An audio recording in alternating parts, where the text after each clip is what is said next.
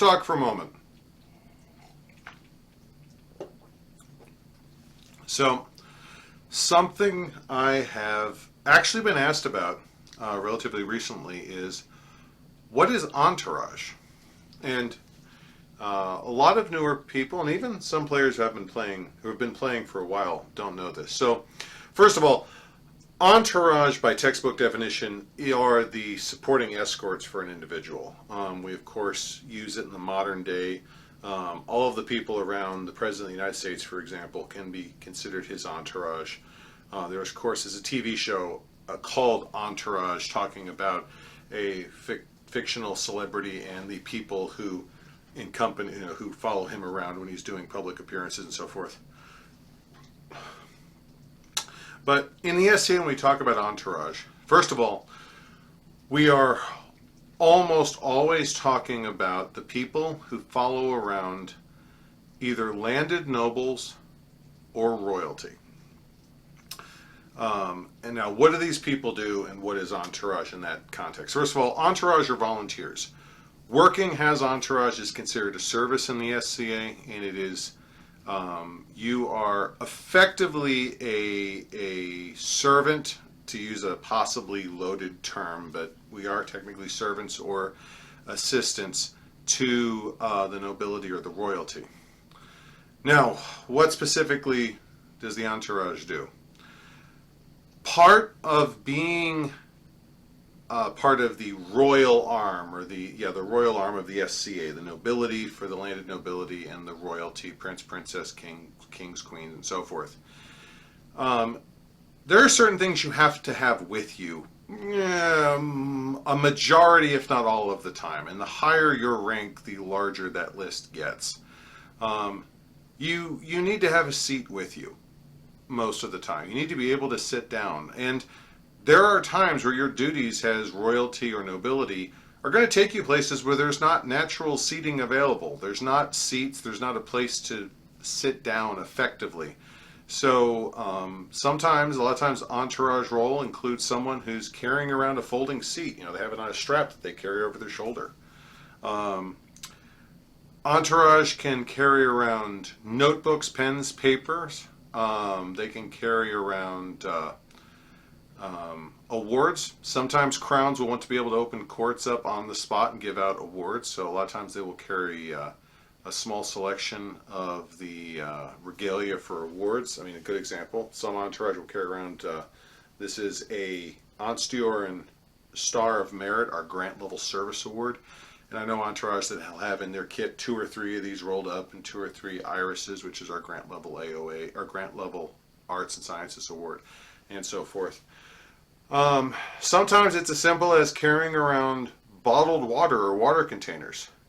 That's a big deal. Sometimes you're carrying around personalized, because the crown, there are a number of crowns where it is not practical for them in garb at an event to carry their cell phones. However, they practically have to have their cell phones with them, whether that is for personal reasons or safety reasons or medical reasons, or any combination thereof, sometimes for legal reasons or contractual reasons or work reasons.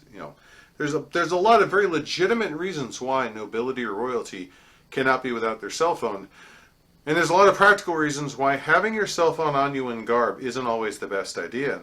Sometimes it is best for entourage to fill that role. They will be the ones in the background carrying the phone in a basket or in a container or a bag and checking it every 15 minutes, every 10 minutes, or listening for it to buzz. And then they'll be able to walk over and whisper into the crown's ear, there's a message here from, or your phone just rang, you might want to go call this person back. Now, is there a hard and fast rule about what entourage does or doesn't do? No. There are some constraints. Historically, first of all, entourage is an absolutely historical term in its historical role. Leaders dating back to Babylon have had people and attendants and servants who follow them who can be considered entourage per the modern English use of the word. So, Babylon, Mesopotamia, Egypt, Greece, Rome, it goes on from there. So the role of having attendees to the powerful and to the leadership, to the elite, that's absolutely historical. Historically, did those servants include tasks that we would consider very unsavory and possibly unethical or immoral or even illegal? Yes, yes, it did. We're not going to go into details, but there were things that Entourage were expected to do at the drop of a hat with no questions asked in Rome, Greece, Babylon, and so forth, that today violate a number of federal laws and state laws and local laws. So there are some constraints as to what Entourage will or won't do. First of all, you're not going to be asked to break any laws. You're not going to be asked to do anything that runs against your moral code. And as no duh as that sounds, there have been occasions where Entourage were asked to go play jokes or go, and I use air quotes here, steal something from a camp. Sometimes some shenanigans will ensue. But if you volunteer as Entourage, you're not going to be required to do anything illegal, immoral, or unethical. And you shouldn't even be asked, honestly. The work you're doing could be considered under the old or rather the modern English term or Middle English term of manservant, which I understand is gendered, but that is the term that we use. You are a body servant, someone who's going to be physically doing things that the noble or royal can't do, which is going to be carrying stuff, holding stuff, carrying notebooks, possibly taking notes for them.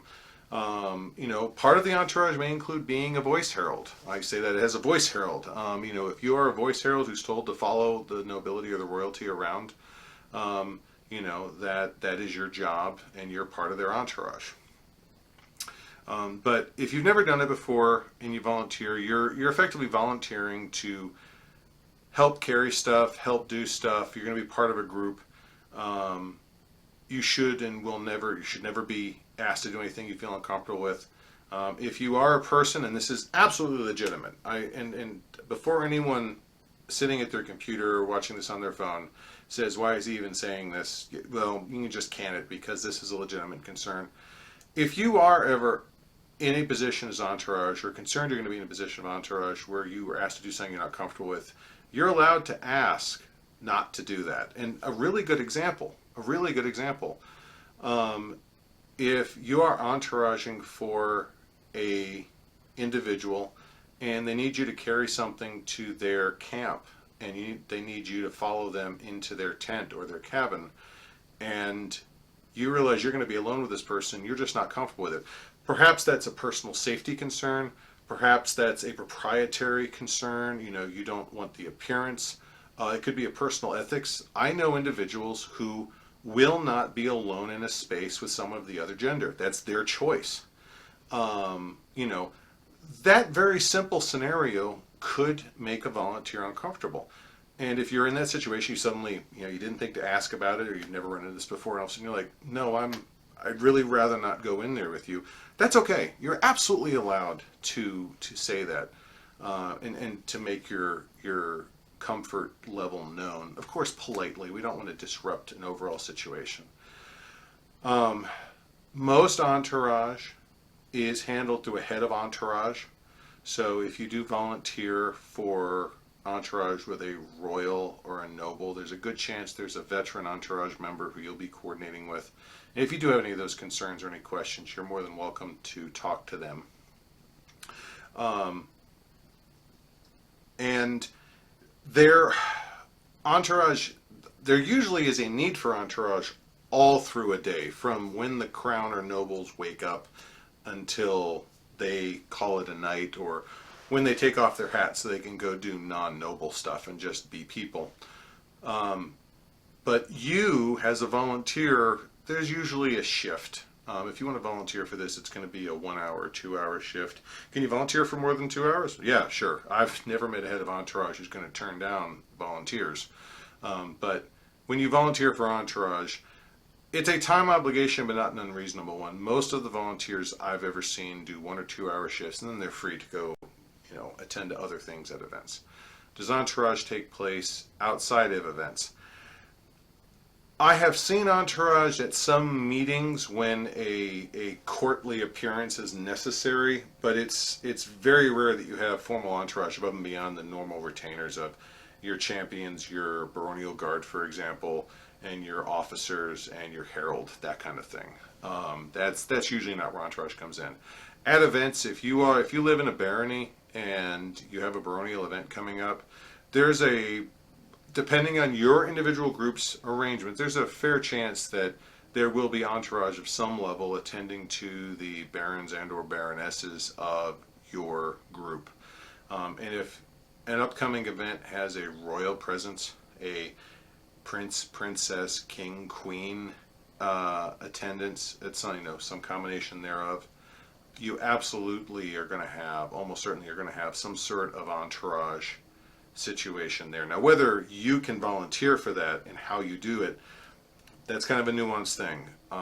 Entourage is handled very differently for every crown between kingdoms, what they're required to do, how they're required to do it. That's a whole different conversation.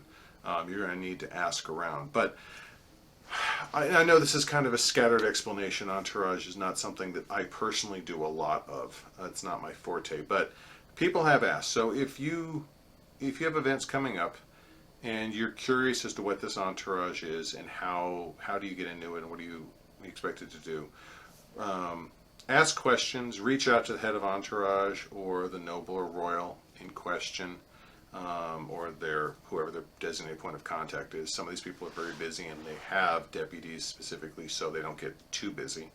And ask, say, I'm possibly interested in helping. I'd love to help. What does this entail? When do you need me? What am I expected to do? And you should be able to get some answers there. So that's the short kind of scattered answer here. I'm hoping that can shed some light on it. I'm really hoping, honestly, I provoke more questions so that now that you know what entourage is, you can go ask more questions and learn a little bit more. And hopefully some of you will be in a situation where you can go and volunteer and add entourage to your SCA resume. So that's what I have for the moment. It was good talking with you. I look forward to seeing you at the next event. Goodbye and God bless.